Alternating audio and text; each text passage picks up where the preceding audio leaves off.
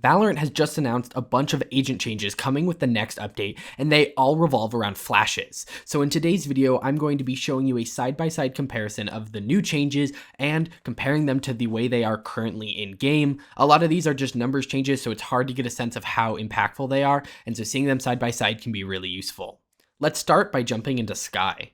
Skye has received the biggest number of changes, and the biggest thing is that she's now focused on flashing for other people instead of flashing for herself.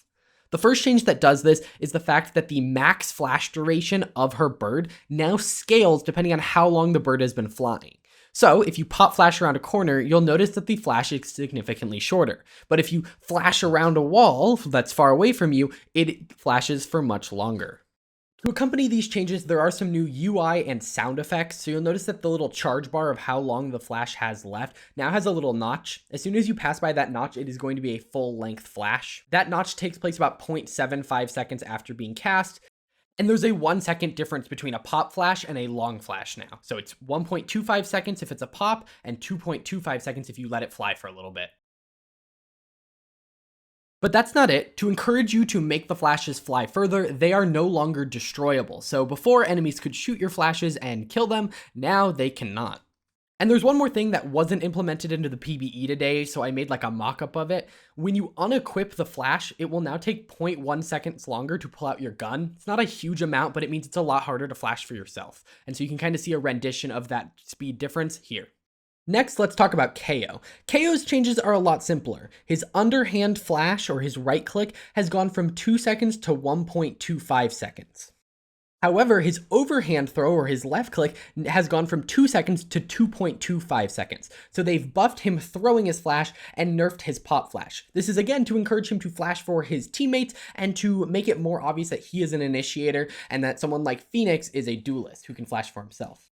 And similar to Skye, they are changing how long it takes for him to pull out his gun, but again, this also was not implemented today, so I made another little mock-up that you're seeing now. It's going from 0.6 seconds to 0.85 seconds. So a 0.25 second difference. That is a lot bigger than Skye's, and I think will cause KAYO to have to be played a little different.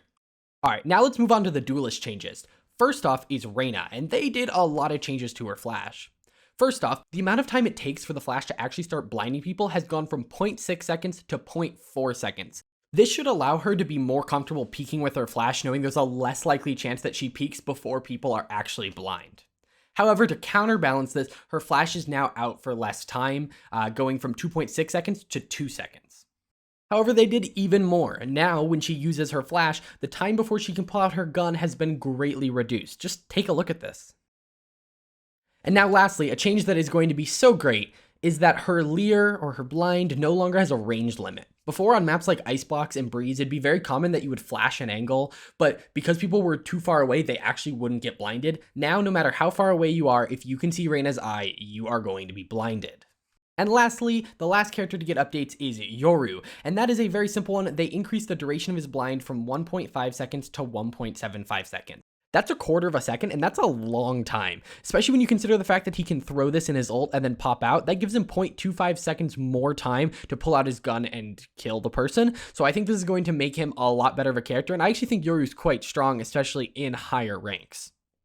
All right, now this next change you've been able to see throughout the entire video. They have been changing how flashes look. So when you get flashed, the unflashing kind of fades towards where the flash came from, which is kind of a nice little visual change. But the bigger thing is that when you're fighting an enemy, if they are like flash, but it's fading out, it now has the little flash icon behind their head. So when you peek and you're like, wait, how'd they killed me? They were flash. You can now see that, wait, they were actually getting unflashed, or like their screen was fading back in so they could actually see you. Just a nice little change. In addition, you now get